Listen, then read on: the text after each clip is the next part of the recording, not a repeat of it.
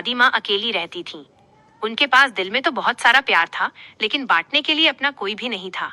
उनका जीवन बहुत शांत और अकेला था। एक दिन अचानक बाहर से कुछ आवाज आई।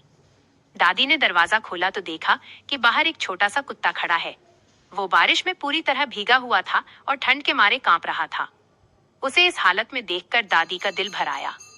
उन्होंने उसे तुरंत घर के अंदर बुलाया और एक पुराने तौलिए से उसका शरीर सुखाया। फिर उन्होंने एक कटोरे में थोड़ा सा दूध उसे पीने को दिया।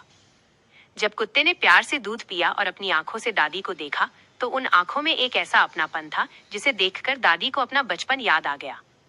बस उसी दिन से उन दोनों का साथ शुरू हो गया। घर में फिर से रौनक आ गई। दादी ने उसका नाम रखा मोती। मोती हमेशा दादी के साथ रहता। सुबह होते ही वो उनके पास आकर बैठ जाता और उनके पैरों से लिपटकर अपना प्यार दिखाता। दादी भी दिन भर उससे बातें करती रहती और मोती भी ऐसे सुनता जैसे वो उनकी हर बात समझ रहा हो।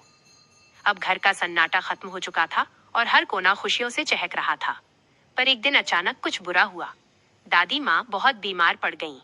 कमजोरी इतनी थी कि वो बिस्तर से उठ भी नहीं पा रही थी। ये देखकर मोती बहुत घबरा गया। वो बार बार भौंकता और दादी के पास आकर उनका चेहरा चाटता, जैसे कह रहा हो, दादी उठो ना। जब दादी नहीं उठी तो मोती समझ गया कि उसे ही कुछ करना होगा।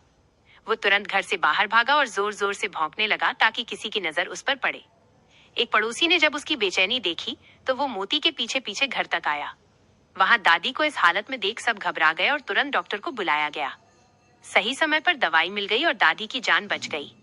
जब तक दादी ठीक नहीं हुई, मोती चुपचाप उनके सिरहाने बैठा रहा। उसकी आंखों में चिंता के आंसू थे। कहानी की सीख: प्यार और वफादारी किसी भाषा की मोहताज नहीं होती। ये वो रिश्ता है जो इंसान और जानवर के बीच के फासले को मिटाकर जीवन का अकेलापन दूर कर देता है।